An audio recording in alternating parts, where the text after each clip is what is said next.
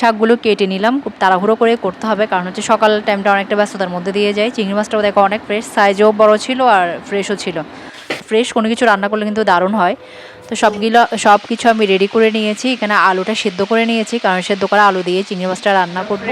Good morning সবাইকে, কেমন আছো তোমরা সবাই? আশা করছি সবাই ভালোই আছো। তো উঠেছি অনেক সকালে, এখন বেরিয়েছে 6:45। তো এইমাত্র আমার মেয়েকে স্কুলে পাঠালাম, ও চলে গেল, তাই একটু ব্যালকনিতে এসেছি। চোখে দেখতে পাচ্ছি কেমন একটু ঘুম ঘুম ভাব, কারণ হচ্ছে এখনও চা খাওয়া হয়নি। তো ও চলে গেল, এখন একটু চা খাবো। চা খেলে একটু ফ্রেশ লাগবে, চা না খাওয়া পর্যন্ত কীরকম একটা ঘুম ঘুম ভাব থেকে যায়। ফ্রেন্ডস, আজকে আমি 7:45 থেকে আমার ব্লগটা শুরু করলাম। দেখি সারাদিন টিকে তোমাদের সাথে শেয়ার করতে পারি। পুরো ভিডিওতে সাথে থাকবে, আসলে ভালো লাগবে। বারান্দায় দাঁড়িয়ে যখন আকাশের দিকে দেখছিলাম আমার ভীষণ ভালো লাগছিল। আকাশটা দেখো কত সুন্দর, দারুণ লাগছিল, নীলের মাঝে সাদা, দেখতেও বেশ ভালোই লাগছে। আর এখানে অনেকগুলো কবুতর তো প্রতিদিনই বসে থাকে, তোমাদেরকে অনেকবার দেখিয়েছি। এগুলোকে আসলে আমাদের বাড়িওয়ালা খাবার দেয়, তাই এগুলো প্রতিদিন সকালে এভাবে এখানে বসে থাকে। আরও অনেকগুলো ছিল, এখন দেখছি কিছুটা কবুতর কমে গেছে। একটু পরে খাবার দিবে, খাবার খেয়ে এগুলো চলে যাবে।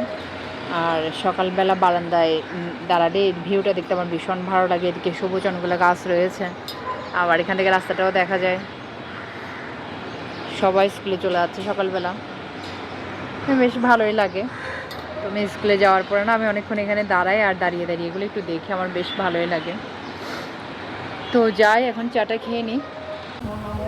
চা খেতেই যাচ্ছিলাম, তখন দেখি আমার হাজব্যান্ড ফোন করে জিজ্ঞেস করছে ওখানে শিকদার থেকে সে রুটি আনবে কিনা, কারণ সে জামাল খান এরিয়াতেই ছিল। তো আনতে বললাম, সেজন্য একটু লেট হয়ে গেছে। তো ও আসার পরেই চাটা খেলাম।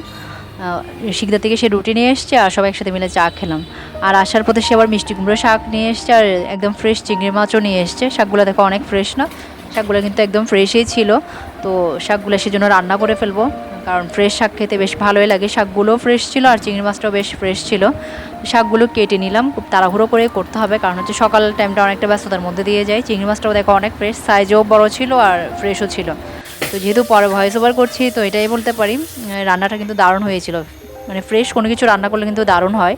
তো সব কিছু আমি রেডি করে নিয়েছি। এখানে আলুটা সেদ্ধ করে নিয়েছি, কারণ সেদ্ধ করা আলু দিয়ে চিংড়ি মাছটা রান্না করব।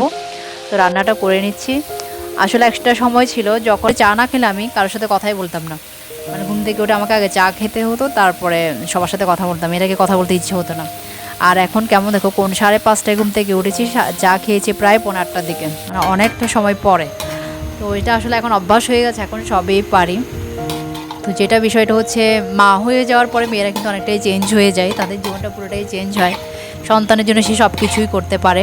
অনেক কষ্ট করে একটা মা তার সন্তানকে বড় করে, মানে মায়ের কোনো তুলনায় হয় না। কিন্তু একটা সময় দেখা যায় সন্তান যখন বড় হয়ে যায়, তখন অনেক সন্তানকে দেখা যায় মা বাবার সেবা যত্ন করে না, মানে তারা ভুলেই যায় তাদের ছোটোবেলায় মারা কত কষ্ট করে, কত সেবা যত্ন করে তাদেরকে বড় করে তুলেছে।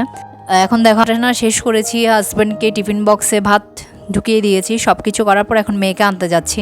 আর ঘর থেকে যখন বের হব, এই বিড়াল ছানাগুলো দেখো বের হতেই দিচ্ছে না, মানে বাইরে এতটা নোংরা করে ফেলছে, কিন্তু দেখতেও ভীষণ কিউট লাগে বলে এগুলোকে তাড়ানোও যায় না।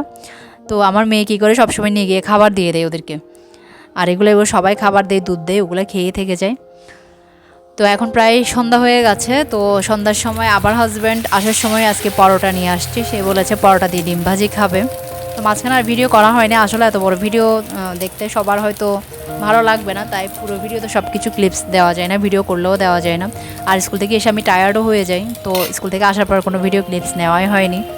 তো এখন সন্ধ্যা টাইম হয়ে গেছে, ভাবলাম আর একটু ভিডিও তোমাদের সাথে শেয়ার করে আমি ব্লগটা শেষ করে দিই।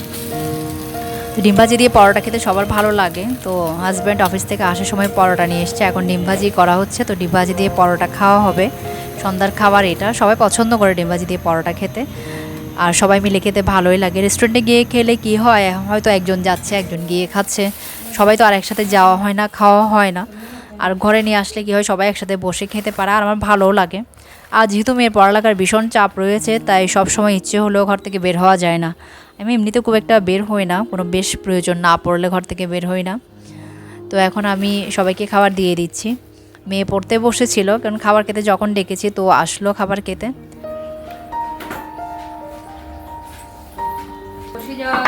গরম গরম খাবার নিয়ে এসেছি, এখানে পরোটা ডিম ভাজি রয়েছে, সবাই খেয়ে নাও। তো ফ্রেন্ডস, আজকের মতো ভিডিওটা এখানেই শেষ করে দিচ্ছি। জানি না তোমাদের ভালো লেগেছে কি না। যদি ভালো লাগে তো লাইক কমেন্ট শেয়ার করে দিও, কারণ একটা কমেন্ট পেতে ভালোই লাগে, যেহেতু কষ্ট করে ভিডিও বানিয়েছি, ভয়েস ওভার করেছি। তো ভালো লাগলে একটা লাইক করো, কমেন্ট করো। যারা ইউটিউব থেকে আমার ভিডিও দেখো এবং এখনও আমার চ্যানেলকে সাবস্ক্রাইব করো নাই, প্লিজ একটু সাবস্ক্রাইব করে দিও। আর যারা ফেসবুক থেকে দেখো তারা একটু ফলো করে পাশে থেকো। সবাই ভালো থেকো, সুস্থ থেকো। খুব শীঘ্রই নতুন একটা ভিডিওতে দেখা হচ্ছে। সবার জন্য শুভকামনা রইল। সবাই ভালো থেকো, টাটা। এটা আমার ফোন। তাদেরকে না শুনিয়ে পড়তে হবে আমাদের। সবাই একসাথে খেলে মজা না, একা একা খেলে মজা। আমরা সবাই একসাথে খাই, আমরা হ্যাপি ফ্যামিলি না।